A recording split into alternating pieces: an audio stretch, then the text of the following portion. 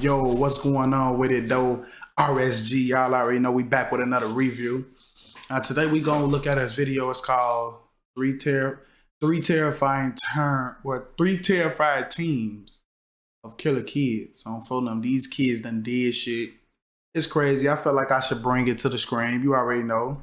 Y'all make sure y'all hit that like button, man. Hit that notification bell so you don't never miss another review or reaction video from Shaco with the Draco, man. Shout out to the chat, y'all the best, man. Let's get into this video.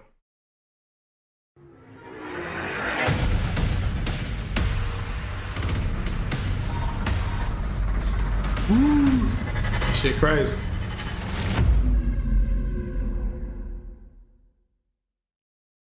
Thanks for checking out today's video about teams of killer kids. One thing people wonder about kids who kill in groups, would they have reached this level of violence on their own? Watch the video and let us know what you think in the comments. Also, please don't forget to check out our new channel, Paranormally Listed. There's a link to the channel in the description box below this video, and we'll have a link at the And by the way, I always go to this. Like me and Bay, we used to go to this shit. We lay down late nights and look at this shit. Some crazy shit be happening on this shit, chat. end of the video. Just before we start today's video, we want to talk about our fantastic sponsor, Magellan TV. Magellan TV is the best streaming service for documentaries, and I love scrolling through their new releases section. I saw that they added a documentary about a topic we've covered a couple times on the channel, and that's homicidal sleepwalking. Sleepwalkers Who Kill covers some of the most notorious cases of people who apparently killed while sleepwalking. The documentary. How the hell can you kill somebody while you sleepwalking? Oh, bro, man, the police not trying to hit that. If I kill me a motherfucker and then say I was sleepwalking, boy, they gonna put my ass under the jizzle on Fosnisnim. The documentary also examines the science behind sleepwalking. So were these people really asleep when they committed these horrible murders? Or were they just using sleepwalking as an excuse to get away with their crimes? Check out Sleepwalkers Who Kill for yourself and let me know what you think in the comment section.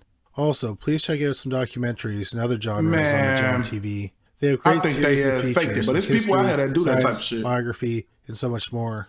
If you have a 4K TV, you're going to love Magellan TV because they have a bunch of great documentaries that are available in 4K. And you should get Magellan TV today because they're offering criminally listed viewers a month of free service. To get this amazing offer, go to This nigga talk too damn much.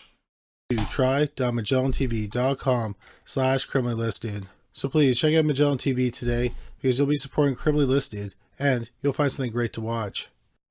For sure. Number 3, John Duncan, Emmanuel Sanchez. John Duncan and Emmanuel Sanchez. Wenatchee is a small city in Washington State. In the mid-1990s, it was home to about 25,000 people. In the summer of 1994, it was home to John Duncan and Emmanuel Sanchez, who were both 12 years old. Both boys had behavioral problems. They look evil than a motherfucker. These motherfuckers look evil than a motherfucker, boy. Hey.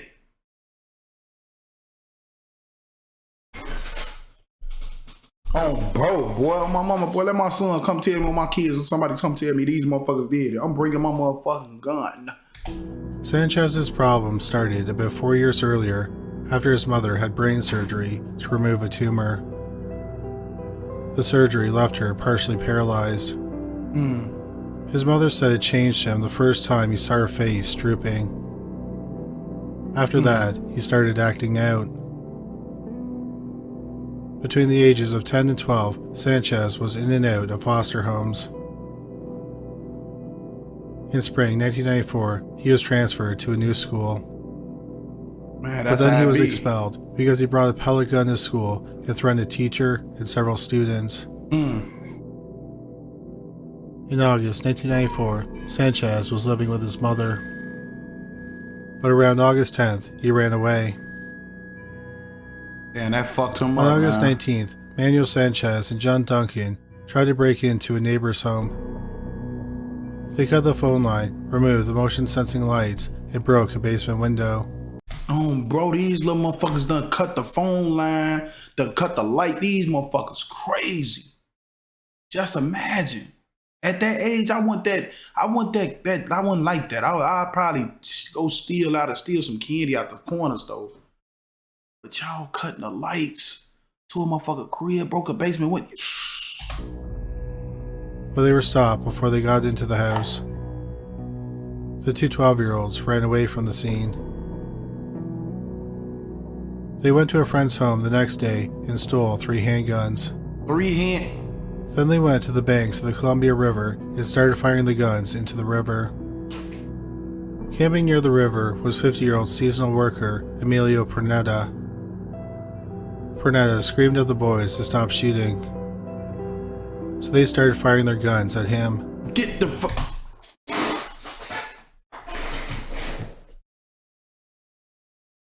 I would have just left. I would have just mind my business, folks. It's 3 little young motherfuckers shooting guns. I'm not finna, I don't have nothing to say to them, man. I'm finna pack my shit up and proceed to leave. On for them grade, I ain't finna act, they young. How y'all think they got these guns? These little motherfuckers evil, man. They start blowing at him. Pernetta responded by throwing rocks at the 2 boys. Sanchez was hit in the chin and it caused him to bleed. Damn. They continued to shoot at Pernetta until he fell to the ground. Then the 2 boys ran up the embankment where they had more ammunition stored. Sanchez said, "I'm not leaving until this guy is dead." Wow. Duncan said he'd take care of it. Duncan took 2 guns and he went down to the riverbank. He saw Pernetta lying on the riverbank and he was bleeding from 2 wounds. He wasn't moving and Duncan thought he was dead.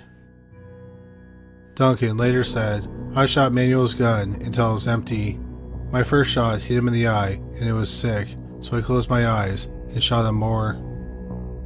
These the sounds of the gunshots caught the attention of someone who called the police.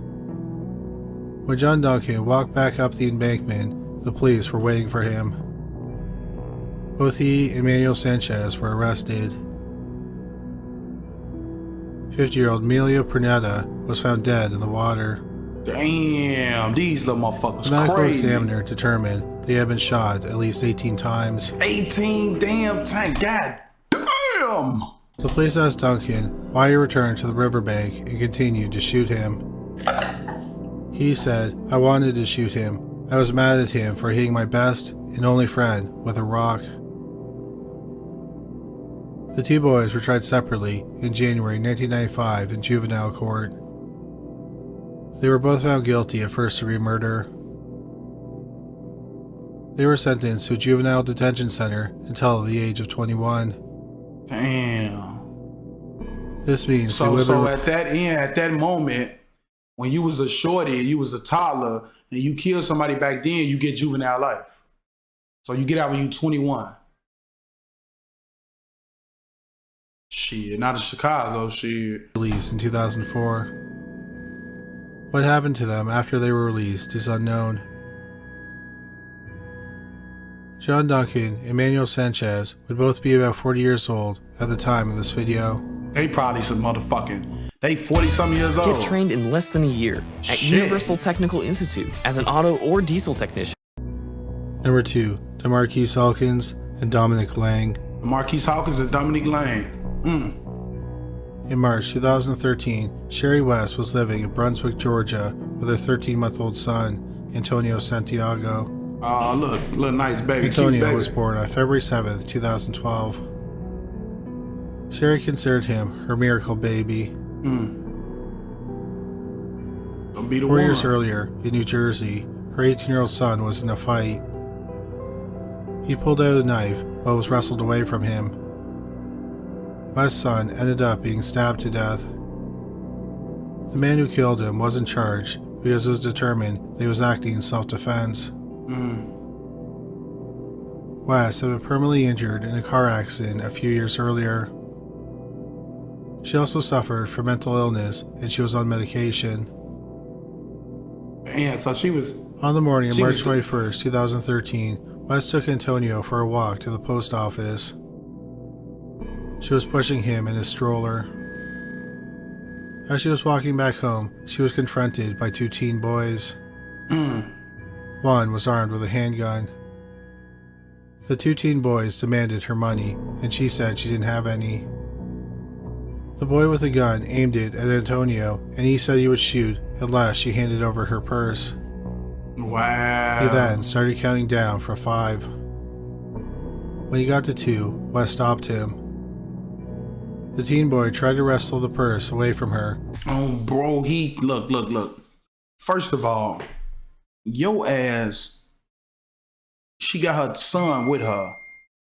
Come on, man, stop texting me while I'm doing the video. She got her son with her. They walk up armed. Hey, look, give me the money. I ain't got no money. Give me the money before I shoot your baby. She probably ain't got no money for real. You finna shoot the baby? You sick dookie booty motherfucker, man. But he couldn't. So he started counting down from 5 again. When he finished counting, he fired a warning shot at the ground. Then he shot Wes in the right thigh. Then he aimed the gun at Antonio in the stroller. About 6 inches away from his face, he pulled the trigger. Wow.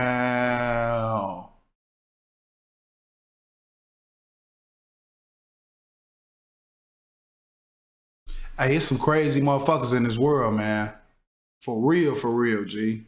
You gotta be going through some shit to do some shit like that, man. Bullet went right between his eyes, and he died nearly instantly. Antonio Santiago was just 6 weeks past his first birthday. Get the fuck out of here. After firing off the deadly shot, the 2 teen boys ran off. With they bitch ass. Sherry West was taken to the hospital, and she was treated for her wound. She survived her wound. The next blessings goes out to that lady, man. No cap, man. That shit traumatized her forever. She seen her baby get shot in the eye. And he's 6 weeks. Get the fuck out of here. Sporting West looked at several photo lineups. She identified the shooter. He was 17-year-old Marquis Alkins. Well, we got one, boys. We got a baby killer. Nappy head motherfucker. What comb at? I'll comb your hair for you. I'll comb your shit for you. The police then identified his accomplice, 15-year-old Dominic Lang. They were arrested the day after the murder. They were both charged with first-degree murder. A few days after they were arrested, the police went to Alkins' mother's home. Alkins' mother and aunt tried providing Alkins with an alibi for the time of the murder, but the police determined they were lying, so they were arrested. They eventually gave statements that led the police to search a saltwater pond. In the pond, they found a .22 caliber handgun. Testing proved Y'all shot a motherfucker threw the gun in the river. You're going to jail. it was the murder weapon. After Alkins and Lang were arrested, the pastor of a church, Reverend Wilfredo Calix Flores, contacted the police. 11 days before Antonio was murdered, he was outside of his church. 3 teen boys came up, and one was armed with a gun. They going They around. told him to hand over his wallet and his phone. Calix Flores refused, and one of the young men shot him in the left arm. The bullet went through his arm and grazed his chest. After shooting him, the 3 teen boys ran off. Phone them, they Calix going on a Flores robbing called spree. 911, and they went to the steps of the church, where he prayed. He survived his injury. He said that the Hey, do you know that when you rob a motherfucker and you get caught, you get more years from when you kill a motherfucker? Did a motherfucker know that? If you go on a robbery, they'll give your ass 30 plus. Then when you attempt murder somebody or some more. You know? Stupid guy. shot him. Alkins went to trial for the murder of Antonio Santiago in August 2013. Dominic Lang made a plea deal and he testified against Alkins. The old testify, eh? The old entire beef and Pepsi. Do you swear to tell everything and the things that happened and when the things that happened, the time when it happened? Yes, sir. Did you ask for Italian beef and Pepsi, dip well, extra cheese, mouth peppers on top of that motherfucker with cheese fries? Yes, sir. The trial lasted for 2 weeks. Then the jury deliberated for 2 hours. Alkins was found guilty of murder. Since he was under 18 at the time of the murder, he was not eligible for the death penalty. Damn, they finna give him the death penalty. Instead, he was sentenced to life without the chance of parole. Damn. In April 2015, Dominic Lang pleaded guilty to armed robbery. He was sentenced to 2 years in prison and 8 years of probation. Hey, that's gotta be old. When he pleaded guilty, he had already served 2 years, so he was released based on time served. At the time of this video, the Marquis Alkins is 27 years old. Damn. You baby killer. Aha, bitch. He is serving a sentence at the Macon State Prison. Get his ass out of here, man. Get him the fuck out of here. It is my outplay. I don't want to You see play that. and it records. You can choose exactly what you want it to record, whether it be kills, assists, You deaths, fucking wins, baby killer, just you. the action, which saves you a lot. Number 1, Omir Nidham, Richard Capoe, Jeffrey P., Amanda G., and Christian G. Damn, what the fuck all y'all do? Why? Hope y'all enjoying everything, chat, man. For real, family.